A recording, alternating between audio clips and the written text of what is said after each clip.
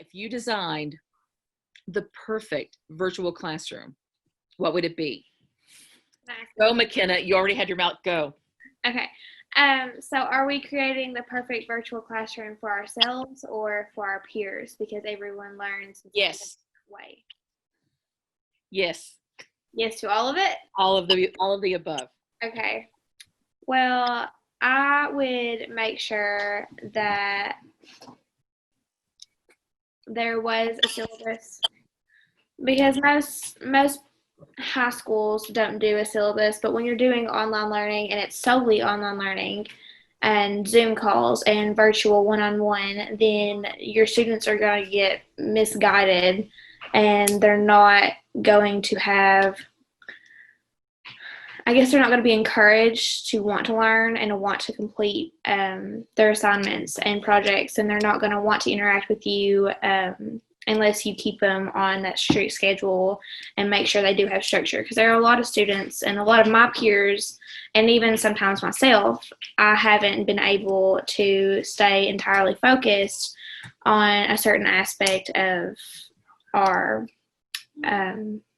goal that we're trying to reach, like in the classroom. Mm-hmm.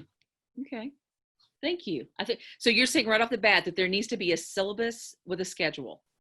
Yes. Okay. A lot of children don't have self-discipline, and they don't have the ability to structure their own lives, let alone, teach themselves, basically, because that's what we're learning to do online. Yes. Okay, thank you. Thank you. Arwen's keeping me on the time thing, so that's one reason why I kind of jumped off that one and went to this one. Brysen, what about you? I think one thing that's critical to creating this platform would be flexibility. And I think you can see it in like a lot of what we've talked about.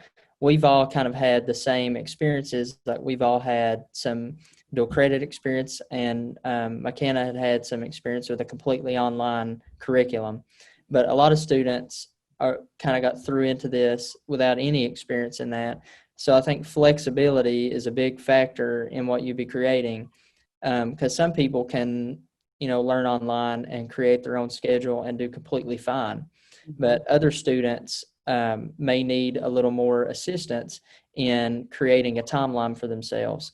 So I think flexibility in allowing the creation of some sort of platform that can let you work at your own pace, but also allows for like guided learning would also be critical.